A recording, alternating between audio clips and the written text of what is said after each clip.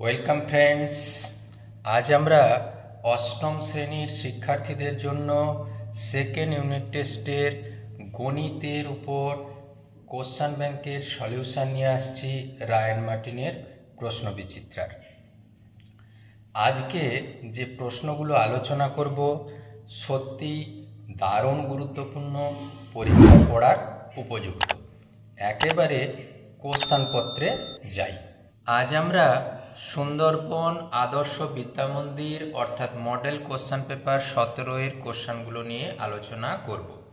প্রথমে দেখো আছে কোনো সংখ্যা থেকে 3 বিয়োগ করলে বিয়োগফল সংখ্যাটির 80% হবে। আমরা প্রথমে ধরে নিচ্ছি, মনে করি সংখ্যাটি x, তাহলে x - 3 মানে x থেকে 3 বিয়োগ করলে সংখ্যাটির 80%। 80% কথার অর্থ x এর 100 এর মধ্যে 80। তাহলে একটু কাটাকুটি করেছি, 0 2 দিয়ে কেটে 4, 2 দিয়ে কেটে 5, তাহলে হয়েছে কত 4x/5। এই 4x/5টাকে যখন বাম পাশে নিয়ে গেছি তখন হচ্ছে মাইনাস। একইভাবে -3টা যখন ডান পাশে গেছে হচ্ছে +3। এবারে দেখো 5 লসাগু, তাহলে 5x - 4x = 3। এখানে দেখো 5x থেকে 4x বাদ দিলে x, তাহলে x/5 = 3 আর x = 15, অর্থাৎ সংখ্যাটি হয়েছে আমাদের 15। পরের সংখ্যা দেখো, দারুণ গুরুত্বপূর্ণ problem. 1 + 1/x, 1 + 1/x + 1, 1/x 1 + x + 2, এমন করে 1 + 1/x + 5 এর সরলতম মান হিসাব করতে বলা আছে। আমরা প্রথমে অঙ্কটা তুলে নিয়েছি, পরে দেখো লসাগু হয়েছে x, তাহলে x + 1, একইভাবে x + 1 লসাগু, তাহলে x + 1 + 1, x + 2 যখন লসাগু x + 2 + 1, এমন করে সব সংখ্যাগুলি লিখে দিয়েছি। দেখো এখানে হয়েছে 1 + x, এখানে দেখো x + 2, x + 3, x + 4, x + 5, x + 6, এমন করে দেখো লব হরে এই x + 1, x + 1, x + 2, x + 2, x + 3, x + 3, x + 4, x + 4, x + 5, x + 5 কাটা গেছে। লবে দেখো হয়ে আছে x + 6 আর নিচে আছে x। এটাও তুমি আনসার করতে পারো, অথবা বিচ্ছেদ নিয়মে আলাদা করে এই ধরনের আনসারও করে দিতে পারো। 3 দাগের প্রবলেম দেখো। এরপরে বলছে ABCD বর্গক্ষেত্রের বাইরে একটি সমবাহু ত্রিভুজ APD অবস্থিত, APC কোণের মান। আমরা কি করে করেছি দেখো, এটা হচ্ছে ABCD বর্গক্ষেত্র, এর বহিস্থ বিন্দু P একটা সমবাহু ত্রিভুজ গঠিত করেছে, মানে প্রত্যেকটা কোণ আমাদের 60 ডিগ্রি।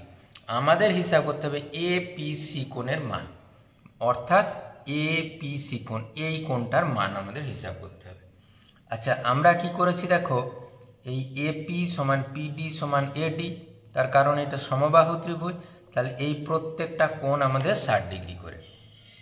আর CDA কোণ, CDA কোণ, এই কোণটা নিশ্চয়ই 90 ডিগ্রি, কেন এটা বর্গক্ষেত্র। তাহলে এই পুরা কোণটা দেখো, এটা 90 ডিগ্রি, এটা 60 ডিগ্রি, সবাই মিলে হচ্ছে 150 ডিগ্রি, অর্থাৎ PDC 150 ডিগ্রি। আর এই কোণটা দেখো মিলে হবে 30 ডিগ্রি, আর যেহেতু এই PD আর CD একই, তাহলে এটা 15 ডিগ্রি করে। আর পুরা কোণটা ছিল দেখো, এটা পুরাটা ছিল 60, তা থেকে 15 বাদ দিলে হলো 45 ডিগ্রি। এরপর দেখো 2 দাগে আছে গসাগু নির্ণয় করো। প্রত্যেকটা পদ আমরা তুলে নিয়েছি। প্রথম রাশি তুলেছি x 8 × x² - 4, 8টা আমাদের কমন নিয়ে নেওয়া হয়েছে। এরপরে শেষ লাইনে দেখো 8টাকে লিখেছি 4 × 2 8। আবার দেখো এটা 4কে 2 এর হোল স্কোয়ার, x² - y² মানে a² + b² এর মতো a + b a - b তে ভেঙে নিয়েছি। পরে দেখো 12, এই 8টাকে ভেঙেছি 2 কিউব, তাহলে a³ + b³ a + b a² - ab + b²। আর এই 12টাকে ভেঙে নিয়েছি 4 × 3 করে। তারপর পুরো রাশিটাই দেখো লিখেছি, এখানে 2 × x 2x আর 2² 4। একইভাবে তৃতীয় রাশি দেখো 36 × এই পুরো রাশিটা ছিল, এটাকে মিডিল টার্ম ফ্যাক্টরে ভেঙে নিয়েছি, 3কে 5 2 ভেঙে নিয়েছি। আর তাহলে দেখো এখান থেকে x কমন নেওয়া হয়েছে, তাহলে পেয়েছি x - 5, এখান থেকে 2 কমন নিয়েছি x - 5। আর এই 36টাকে আমরা লিখে দিয়েছি শেষে 4 × 9। এবারে গসাগু দেখো, এখানে সব সংখ্যাগুলো যেগুলো মিলে 4 লিখেছি, একইভাবে x plus two x plus two x plus two, অর্থাৎ গসাগু 4 ইন্টু এক্স প্লাস টু। পরে দেখো লসাগু নির্ণয় করো, রাশিটা দেওয়া আছে। প্রথম রাশি A Q minus B Q, ওয়ানটাকে ওয়ানের হোল কিউ লিখেছি, A Q minus B Q A minus B square plus A B plus B square. দ্বিতীয় রাশি দেখো x square plus two x minus three, একইভাবে 3 একে 3 ভেঙে নিয়েছি, তাহলে এখান থেকে এক্স কমন নিয়েছি, এক্স প্লাস থ্রি হয়েছে, এখানে মাইনাস কমন নিয়ে এক্স প্লাস থ্রি হয়েছে, অর্থাৎ x plus three into x minus one হয়েছে। পরের রাশি দেখো এই দুটো থেকে এক্স স্কোয়ার কমন নিয়েছি, পেয়েছি কত এক্স মাইনাস ওয়ান, এখান থেকে ওয়ান কমন নিলে এক্স মাইনাস ওয়ান, তাহলে x minus one into x square plus one. এবার লসাগু নির্ণয় করার জন্য যেগুলো মিলেছে সেই রাশি যদি লিখে দেই, এইটা মিলেছে একবার লিখে দিল, যেগুলো বাকি আছে মানে এটা লিখেছি, এটা লিখেছি, এটা লিখেছি, সবের গুণফল হলো আমাদের লসাগু। এরপর দেখো আছে উৎপাদকে বিশ্লেষণ করো, 6x square minus x minus 15। আমরা কেমন করে করেছি, জাস্ট রাশিটা তুলে নিয়েছি, আর এই প্রান্তীয় পদের গুণফল 6 আর 15 গুণ করলে হয় 90। 90টাকে ভেঙে আমাদের মাইনাস 1 করতে হবে, অর্থাৎ 9 10 90, 10 মাইনাস 9 1 আর মাইনাসটা রেখেছি। এবার জাস্ট গুণ করে দিয়েছি, আচ্ছা minus 10x minus minus plus 9x minus 15। এই দুটো রাশি থেকে 2x কমন গেছে, তাহলে 3x মাইনাস 5। এই দুটো রাশি থেকে 3 কমন গেছে, 3x মাইনাস 5। এই 3x মাইনাস 5 হলো কমন ফ্যাক্টর, সেটা রেখে দিয়েছি, 2x প্লাস 3। এইভাবেই উৎপাদকে বিশ্লেষণ হলো। পরেরটা দেখো দারুণ গুরুত্বপূর্ণ অঙ্ক, সরলতম মান হিসাব করতে বলেছে, যা রাশি ছিল আমরা তুলে নিয়েছি। পরে দেখো আমরা যেহেতু যোগ আকারে আছে, বি যেখানে হর আছে সেগুলো পাশাপাশি লিখেছি, এটা এটা আর 3টাকে মনে মনে ভেঙে নিচ্ছি, 1 যোগ 1 যোগ 1। এখানে একটা 1 লিখেছি, এখানে একটা 1, এখানে একটা 1। তারপরে হরে যা রাশি ছিল একই লিখে দেওয়া হয়েছে। বি লসাগু হয়েছে দেখো এ প্লাস বি প্লাস সি, একই এ লসাগু হয়েছে এ প্লাস বি প্লাস সি, একইভাবে সি লসাগু হয়েছে এ প্লাস বি প্লাস সি। এবার দেখো যা হরে ছিল একই রাখা হয়েছে, লব থেকে A plus B plus C common গেলে এখানে 1/b 1/a 1/c, পুরো রাশিটা কাটাকুটি করে হয়েছে 1। দারুণ গুরুত্বপূর্ণ সমস্যা। 4 দাগের প্রবলেমগুলি দেখো, গোপালনগরে একটি তাঁত কারখানায় 14 জন তাঁতি 12 দিনে 210টি শাড়ি বুনতে পারে। পুজোর সময় 10 দিনের মধ্যে 300 শাড়ির যোগান দেওয়ার অর্ডার এলো। সময় মতো শাড়ি যোগান দিতে হলে আরও কতজন তাঁতি নিয়োগ করতে হবে, ত্রৈরাশিক পদ্ধতিতে হিসাব করতে হবে। আমরা পুরো রাশিটাকে দেখো গণিতের ভাষায় কেমন লিখেছি, সময় অর্থাৎ 12 দিনে 210টা শাড়ি তৈরি করতে পারে 14 জন তাঁতি, একইভাবে তাহলে 10 দিনে করতে হবে 300টি শাড়ি, কতজন তাঁতি লাগবে। এবার দেখো সময়ের সাথে লোক সংখ্যার ব্যস্ত সম্পর্ক, মানে সময় যদি কম লাগে তাহলে তাঁতি তোমাকে বাড়াতে হবে, তাঁতির সংখ্যা। আবার সময় কমেছে এখানে, তাহলে লোক সংখ্যা বাড়াতে হবে, তাহলে ভগ্নাংশটি 1-এর থেকে বড় হবে। এবারে এখান থেকে ভগ্নাংশ 1-এর থেকে বড় করার জন্য কি করতে হবে, তাহলে দেখো 12/10 হলো ভগ্নাংশ।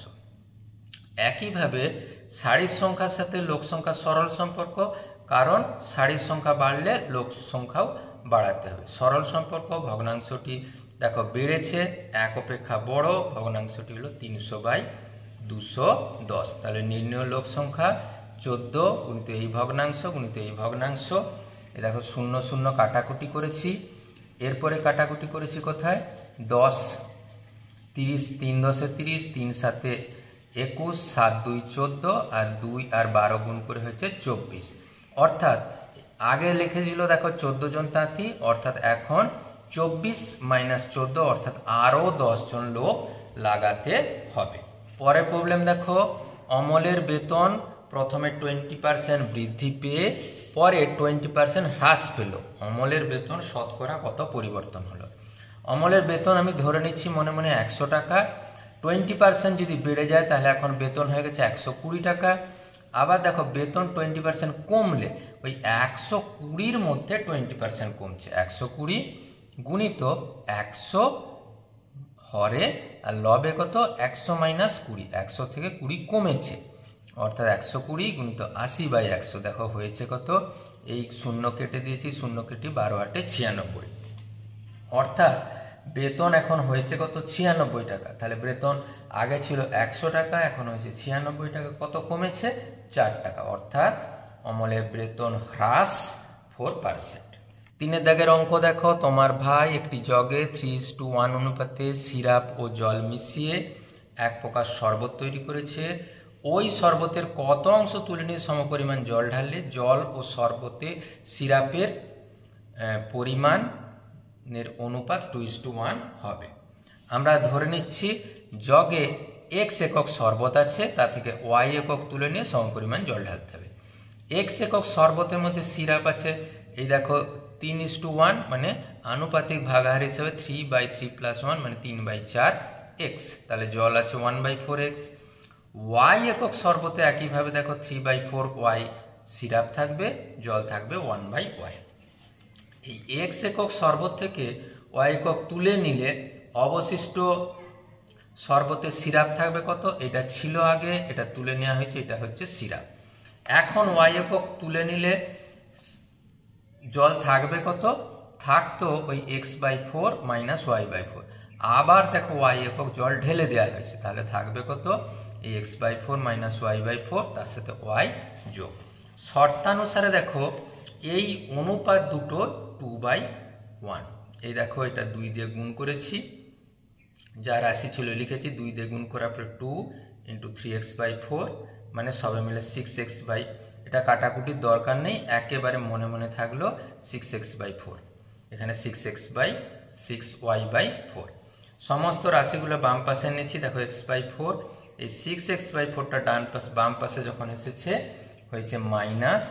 একইভাবে সমস্ত রাশিগুলো y গুলো, এটা হয়েছে প্লাস, মাইনাস, এটা মাইনাস ছিল, 4-এর লসাগু হয়েছে, সবে মিলে দেখো পাওয়া গেল -5x/4, এখানে -9y/4।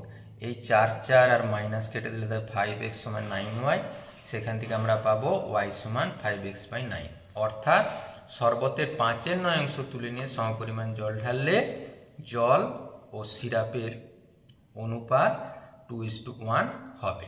দারুণ গুরুত্বপূর্ণ সমস্যা। 4 দাগের প্রবলেম দেখো, দুটি নল দিয়ে খালি চৌবাচ্চা আলাদা আলাদাভাবে যথাক্রমে 12 মিনিটে 15 মিনিটে পূর্ণ হয়, তবে দুটি নল একসাথে খুলে দিলে অর্ধেক ভর্তি চৌবাচ্চা কতক্ষণে পূর্ণ হবে। দেখো 12 মিনিটে তাহলে পূর্ণ হয় 1 অংশ, মানে সম্পূর্ণটা। দ্বিতীয় নল দিয়ে 15 মিনিটে পূর্ণ হয় 1 অংশ, 1 মিনিটে হয় 1/15 অংশ। দুটি নল দিয়ে 1 মিনিটে পূর্ণ হয় কত, 1/12 যোগ 1/15। দেখো লসাগু করেছি, 15 × 60, 60কে 12 দিয়ে ভাগ করে 5, 60কে 15 দিয়ে ভাগ করে 4, মানে 9/60 অংশ।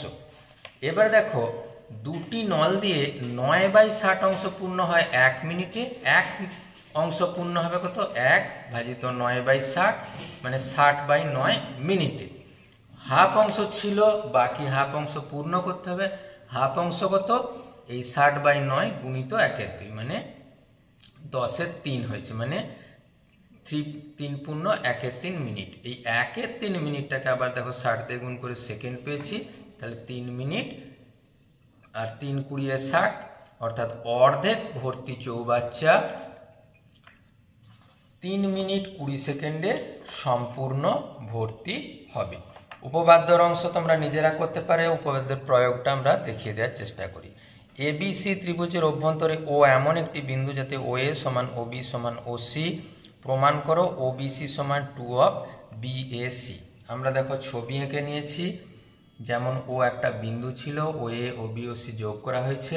প্রমাণ করতে হবে এই যে BOC এই কোণটার মান এই কোণটার দ্বিগুণ।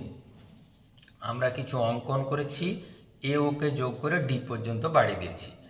আবার দেখো তাহলে AO = OB যদি হয়, তাহলে এই কোণটা সমান এই কোণটা হবে। আবার একইভাবে তাহলে বহিস্থ কোণ এটার মান এই দুটো অন্তস্থ কোণের মানের সমষ্টির সমান। তাহলে বহিস্থ কোণের মান অন্তস্থ বিপরীত কোণের মানের সমষ্টির সমান। তাহলে এই কোণটা মানে BOD বহিস্থ কোণের মান OBA আর OAB এর যোগফলের সাথে সমান। আবার দেখো OB এর মান এ বি এর মানের সাথে সমান। ওইটা আবার লিখে দিচ্ছি, ও বি এর জায়গায় ও এ বি, তাহলে 2 গুণিত ও এ বি। আবার একইভাবে এক্ষেত্রে দেখো এ ও সমান সিও, তাহলে এই কোণ সমান এই কোণ। বহিস্থ সি ও ডি কোণ মানে এই দুটো কোণের যোগফলের সাথে সমান। আবার একইভাবে ওই ও এ সি সমান ও সি এ, তাহলে ও সি এর পরিবর্তে ও এ সি বসিয়ে দিয়ে 2 পাওয়া গেছে। এরপরে কি করছি, এই দুটি রাশি শুধুমাত্র যোগ করে দেওয়া হয়েছে, এখানে 2 কমন নেওয়া হলো।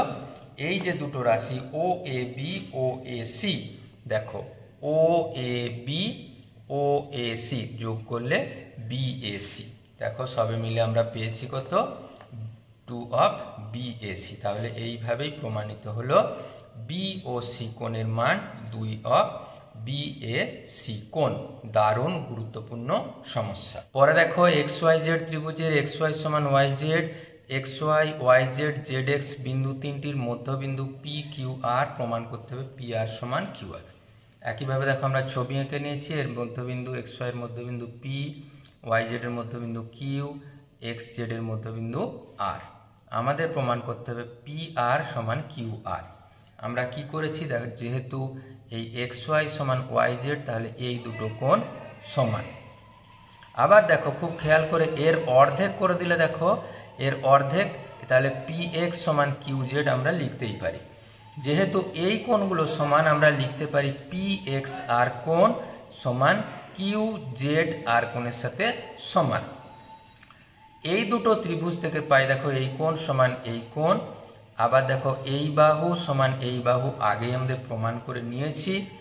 একইভাবে দেখো এই এক্স আর সমান ওয়াই জেড, কেন কেন সেটা পরিষ্কারই বলা ছিল, আর এক্স জেড এর মধ্যবিন্দু। তাহলে আমরা এই দুটো ত্রিভুজ সর্বসম দেখালাম। সর্বসম দেখালে পরেই আমরা দেখাতে পারি এই যে পি আর সমান কিউ আর, কারণ এটি হচ্ছে সর্বসম ত্রিভুজের অনুরূপ বাহু। দারুণ গুরুত্বপূর্ণ সমস্যা। আজকের ভিডিও কেমন লাগলো অবশ্যই কমেন্ট বক্সে লিখবে। আর কি ধরনের ভিডিও চাইছো অবশ্যই লিখতে ভুলো না। Thank you.